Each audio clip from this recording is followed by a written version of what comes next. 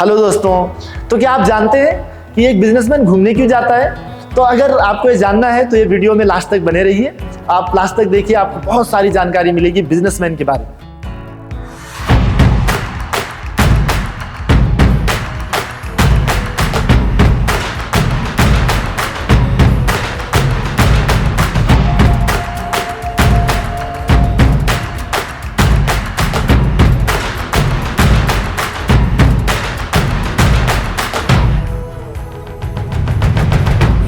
तो Vietnam trip हमारी बहुत ज़बरदस्त रही, शानदार रही। तो मैं चाहता हूँ ये एक्सपीरियंस आप लोगों के साथ शेयर किया जाए। कुछ लोग मुझसे पूछ रहे थे, सर कैसा रहा एक्सपीरियंस, कैसा रहा वहाँ का माहौल, वहाँ के लोग कैसे हैं, कल्चर कैसा है, वहाँ का फूड कैसा है। तो मैं चाहता हूँ ये वीडियो में मैं आपके साथ वो सारा एक्सपीरियंस शेयर करने वाला हूँ।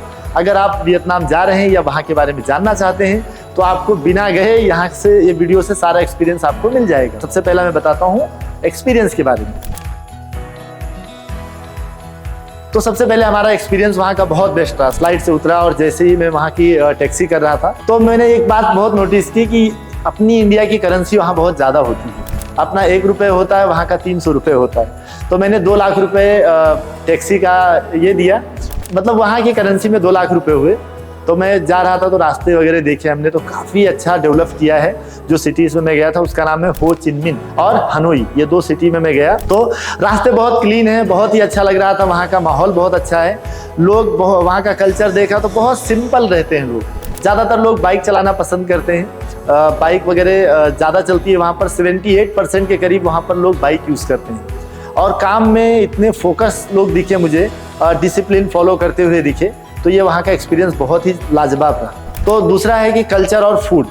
तो वहाँ का कल्चर बहुत ऐसा है कि वो लोग अपनी परंपराओं को मानते हैं और उसी को वो लोग लगातार फॉलो करते हैं। फूड में वहाँ का सूप बहुत ज़्यादा फेवरेट है और वहाँ का जो बारबेक्यू रोल है वो बहुत अच्छा उनका फेवरेट फूड है। ज़्यादातर वो लोग जो खाने में पसंद करते हैं बीफ वगैरह ज़्यादा खाते हैं वो लोग, बट वो कोई चीज़ गलत और सही नहीं होती। उनको पसंद है इसलिए वो खाते हैं। हमें नहीं पसंद है तो हमने नहीं खाया। हमने तो बहुत सारा वेजिटेबल में जैसे फ्रूट्स बहुत ज़्यादा खाए वहाँ पर, क्योंकि ज़्यादातर ऑप्शंस नहीं थे वहाँ। सूप वगैरह पिया थोड़ा सा। चावल का सूप बनाते हैं, बहुत ही फेवरेट सूप है उनका। और बहुत ही अलग कल्चर है, मतलब इस दुनिया में हर तरह के लोग रहते हैं, ये वहाँ जाने के बाद पता चला। एक्सपो जब मैं गया था तो फर्नीचर एक्सपो लगा वहाँ पर। एक्सपो में ये चीज़ें समझ में आई कि अंतर्राष्ट्रीय मार्केट यानी कि एक्सप्लोर वर्ल्ड में कैसा वो लोग यहाँ से स्टैंड आउट करते हैं मार्केट को। पूरे दुनिया में वो लोग बेचते हैं प्रोडक्ट अपना। तो वहाँ पर बनाने की 2 चीज़ें बहुत अच्छी लगी। एक तो क्वालिटी पे बहुत ध्यान रखते हैं, दूसरा कंसिस्टेंसी पे बहुत ध्यान रखते हैं। इसीलिए वो लोग अपना रेट कॉम्पिटिटिव मार्केट में रेट को स्टेबल कर पाते, क्योंकि वो लोग ज़्यादातर यूरोप में, अमेरिका में, फ्रांस में यहाँ पर एक्सपोर्ट करते हैं। तो जो लोग पहले चाइना से प्रोडक्ट लेते थे अब वो वियतनाम से लेते हैं। तो वियतनाम में काफ़ी एक्सपर्टीज़ है, काफ़ी मशीनरी का इस्तेमाल किया जाता है और फिनिशिंग के ऊपर तो बहुत ज़्यादा ध्यान देते हैं। और ये बात हमें सीखना चाहिए एज अ इंडियन कि हम लोग भी यहाँ पर क्वालिटी और फिनिशिंग को प्रमोट करें ताकि लॉन्ग टर्म में हम भी एक्सपोर्ट कर सकें। तो जैसा कि मैंने बताया कि वहाँ के जो न्यू ट्रेंड्स में मुझे दिखा कि एक घर को ऑर्गेनाइज कैसे करते हैं सिंपल सिटी के साथ में, कि सिंगल कलर पूरा होम कैसा दिखता है, उसमें ज़रूरत की चीज़ें, जैसे चाइनीज में एक कहावत भी है, मैं फिर से बताता हूँ आपको, कि हर सामान की अपनी एक जगह होनी चाहिए और हर सामान अपनी जगह पर होना चाहिए।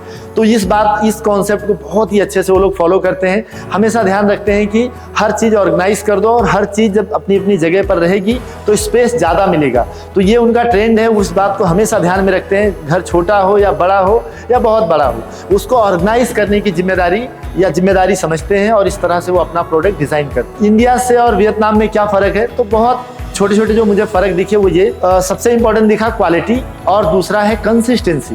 यानी ये क्वालिटी एक बार बनाने में कंसिस्टेंसी में मेंटेन कर पाते हैं, क्योंकि वो लोग मशीनों का बहुत ज़्यादा इस्तेमाल करते हैं और उनकी जो लेबर वर्क है वो भी काफ़ी स्किल्ड हैं। वो लोगों को एक चीज़ और बहुत अच्छी लगी वहाँ के लोगों के बारे में कि वो लोग सीखने में बहुत ध्यान देते हैं। नहीं आता तो एक्सेप्ट करते हैं कि सर हमें नहीं आता, जबकि हमारे यहाँ पर कल्चर थोड़ा अलग है। नहीं आता तो बोलता है मुझे सिखाएगा, तो थोड़ा एटीट्यूड अलग हो जाता है। लेकिन वहाँ के लोग बहुत इजीली एक्सेप्ट कर लेते हैं, इस ओके नहीं आता है आप मुझे बताइए, मैं उसको सीखने के लिए तैयार हूँ। तो सीखने के साथ वहाँ स्किल लेबर ज़्यादा डेवलप हुई, इसलिए मशीनरी से वर्क ज़्यादा होता है। तो इसीलिए वो हर चीज़ की कंसिस्टेंसी मेंटेन कर पाते हैं। जैसे मैंने आपको बताया कि वहाँ क्वालिटी मेंटेन होती है, तो क्योंकि मशीनी वर्क है इसलिए ज़्यादातर कंसिस्टेंसी सेम होती है। पर इंडिया में अभी वैसा नहीं है, यहाँ पर वैरायटी बहुत ज़्यादा है लेकिन कंसिस्टेंसी मेंटेन नहीं कर पाते। बहुत चैलेंजेस है इसके लिए। जैसे वहाँ की इंस्पायरिंग डिजाइनिंग में मैंने कुछ चीज़ें नोटिस की। सबसे ज़्यादा वो लोग ना पीओ पेंट का इस्तेमाल करते हैं। जैसे क्या हुआ, लैमिनेट्स है, एक्रेलिक्स है, जैसे कि उसके ऊपर के मेम्ब्रेन फिनिश आता है, पीओ पेंट आता है। तो पीओ पेंट का काम ज़्यादा होता है, यानी वो घर में एक जैसा सिंपल कलर लेना चाहते हैं कि वार्डरोब अंदर से भी वैसा दिखे, बाहर से भी वैसा दिखे, बेड अंदर से भी वैसा रहना चाहिए, बाहर से भी वैसा रहना चाहिए। तो सिंपल कलर हमेशा अच्छा दिखता है, पहला वो नोटिस किया। दूसरा, वहाँ पर वुडन के फर्नीचर बहुत ज़्यादा फेमस है। आर्टिफिशियल वुड हुआ या फिर वुड का घर, जैसे कि यूरोप वगैरह में, अमेरिका में ज़्यादातर वुडन के घर बनाए जाते हैं, क्योंकि वहाँ ठंडी बहुत ज़्यादा होती है। तो इसीलिए, क्योंकि वुडन थोड़ा गर्म रहता है, तो वुडन के अलग अलग इंफ्रास्ट्रक्चर देखिए। जैसे कि कुछ फोटो मैं यहाँ डाल देता हूँ, आप देख सकते हैं उसको, कि वुडन के घर किस तरह से डिजाइन करते हैं। वो बहुत बारीकी से ध्यान रखते हैं, बहुत ही ज़्यादा क्वालिटी के ऊपर, क्वालिटी कॉन्शियस लोग हैं वो लोग। हाँ, नेटवर्किंग के लिए ज़्यादातर तो जो मुझे पता चला वो ये कि इंटरनेशनल मार्केट कैसे एक्सप्लोर करना चाहिए। जैसे हम वहाँ गए हैं, तो कल हम भी प्लान बनाएंगे आगे चल के कि हम भी यहाँ से प्रोडक्ट एक्सपोर्ट करें, तो किस क्वालिटी में होना चाहिए, कैसा स्टैंडर्ड होना चाहिए, किस तरह से वहाँ बायर हैं, किस तरह के क्लाइंट हैं, किस तरह के सप्लायर हैं वहाँ पर। तो ये सब काफ़ी कुछ हमें जानने को मिला पहली बार जाने के बाद, कि हाँ, हम भी चाहें तो एक्सपोर्ट कर सकते हैं। अगर हमने क्वालिटी और कंसिस्टेंसी मेंटेन की तो इंडिया के लिए पूरा मार्केट ओपन। तो जैसे कि मैंने बताया कि वो लोग कंसिस्टेंसी में क्वालिटी मेंटेन कर पाते हैं, तो अकॉर्डिंग टू प्राइस वो लोगों ने बहुत उसको कॉम्पिटिटिव रखा हुआ है, क्योंकि वो एक जैसी चीज़ बहुत बार बनाते हैं। जैसे इंडिया में हम क्या करते हैं, थोड़ा सा डिफरेंट है, हम लोग कस्टमाइज बनाते हैं। तो कस्टमाइज में क्या होता है, हमारी क्वालिटी कंसिस्टेंसी मेंटेन नहीं होती, तो प्राइस थोड़ा ज़्यादा हो जाता है। पर वो लोग क्या करते हैं, एक जैसी चीज़ बार बार बनाते हैं, यानी मशीनों का वर्क ज़्यादा लेते हैं। तो इसी वजह से वो लोग प्राइस को कंट्रोल कर पाते हैं, यानी कि उनकी प्राइसिंग बहुत ज़्यादा नहीं है, अकॉर्डिंग टू प्रोडक्ट इंडिया जैसा ही है। और एक बात मैं इसमें ऐड करना चाहूँगा, देखिए, वो जब कोई चीज़ बनाते हैं तो पूरे वर्ल्ड के बारे में सोचते हैं, और हम जब कोई चीज़ बनाते हैं तो हम क्लाइंट के बारे में सोचते हैं, यानी कि जहाँ मैं हूँ वहाँ के बारे में, वहाँ के क्लाइंट के बारे में, और मैक्स टू मैक्स इंडिया के बारे में। लेकिन वो लोग सोचते हैं पूरे वर्ल्ड के बारे में। तो कोई भी चीज़ उन्होंने, जैसे मैंने बनाई 1 पीस और उन्होंने बनाई 100 पीस, तो 100 पीस वो पूरे वर्ल्ड में बेच लेंगे, इसलिए उनका प्राइस कम हो गया। और मैं 1 पीस बेचूंगा तो उनके अकॉर्डिंग हमारा प्राइस थोड़ा ज़्यादा है। हाँ, ये बहुत इंपॉर्टेंट टॉपिक है। बहुत सारी चीज़ें रही यादगार, जैसे कि वहाँ मैंने सिटी एक्सप्लोर की, मैंने वहाँ का कल्चर देखा, वहाँ की सोच देखी। एक्चुअली एक लीडर है जो पूरे देश को बना सकता है, बड़ा इंस्पायरिंग लगा। जो हो चिन मिन, जो वहाँ के लीडर थे, उन्होंने ये सपना देखा कि हम वियतनाम को प्रेजेंट करेंगे पूरे वर्ल्ड में। तो उन्होंने प्लान बनाया और सिटी को इस तरह से प्लानिंग के साथ डेवलप किया। तो वहाँ की हर चीज़ वो दुबई के जैसा लगता है, बिल्कुल दुबई से बहुत इंस्पायर हैं वो लोग। और अमेरिका को वो लोग अमेरिका से इंस्पिरेशन लेते। इंस्पिरेशन मतलब ये है कि अमेरिका जैसा बनना चाहते हैं, तो वो लोग हर चीज़ पे बहुत विशेष ध्यान रखते हैं। कोई भी चीज़ बनाते हैं तो वर्ल्ड वाइड सोचते हैं, उनकी सोच बहुत बड़ी है, काम पे पूरे फोकस है, अपने काम से काम रखते हैं। मैंने वहाँ के लोगों को देखा, वहाँ के जॉब पर्सन को देखा, लगता ही नहीं कि वो जॉब करते हैं, ऐसा लगता है वो उनकी कंपनी है। हर चीज़ में बहुत ही मन लगा के काम करने के लिए हमेशा तैयार रहते हैं, और बहुत हार्ड वर्किंग है और डिसिप्लिन है। मैंने वहाँ देखा कि 7 बजे मॉर्निंग में, सुबह 7 बजे वर्किंग स्टार्ट हो जाता है, तो 7 बजे से लेके 6 बजे तक वो लोग काम करते हैं। They are good hard work. Learning हमने वहाँ से सीखी कि कुछ हम नया प्रोडक्ट का ट्रेंड लेके आएंगे, कुछ हमने डिज़ाइन वहाँ के देखे, कुछ सप्लायर वहाँ से लेंगे। जैसे वहाँ रॉ मटेरियल काफ़ी अच्छा होता है, जैसे कि प्लाईवुड है, तो वहाँ जंगल बहुत ज़्यादा है, तो वहाँ पर प्लाईवुड की जो क्वालिटी बनती है वो वर्ल्ड को रिप्रेजेंट करती है। तो उस तरह के कुछ रॉ मटेरियल्स हम लाने की बात सोच रहे हैं, और उसको फिनिश गुड बना के यहाँ से एक्सपोर्ट करने की बात कर रहे हैं हम। लर्निंग में हम नई नई जगह जाते हैं तो नए नए लोग मिलते हैं, तो हमें पता चलता है पहली बात कि यार दुनिया में और भी बहुत कुछ होता है, दुनिया में और भी लोग रहते हैं, और भी प्लानिंग होती है।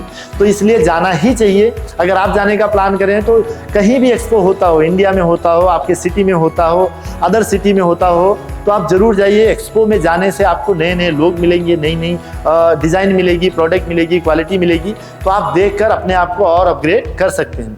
और एक मेरा सजेशन रहेगा कि ये कौन करता है, कौन जाता है एक्सप्लोर करने, जो कुछ बड़ा करना चाहता है। तो अगर आप ये वीडियो देख रहे हैं तो आप कुछ बड़ा करना चाहते हैं।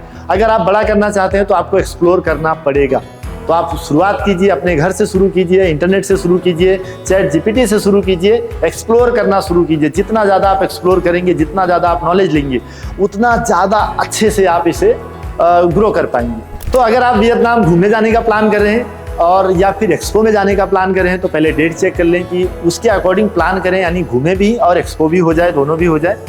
और अगर आप जा रहे हैं तो वहाँ के कल्चर को देखिए, वहाँ लोग अपनी सभ्यता का बहुत पालन करते हैं, मतलब बहुत अच्छा लगता है। जैसे इंडिया में कुछ राज्य हैं वो अपने कल्चर को हमेशा समेटते हैं, जैसे कि राजस्थान है, आप जाएंगे तो आपको फिर वो मारो रंगीलो राजस्थान ऐसा लगता है। तो वैसे वहाँ का कल्चर है बहुत ही अच्छा, वो एक्सप्लोर कीजिए, नए नए लोगों से मिलिए, वहाँ उनसे जानने की कोशिश कीजिए वो लोग कैसे काम करते हैं, उनकी सोच कैसी है।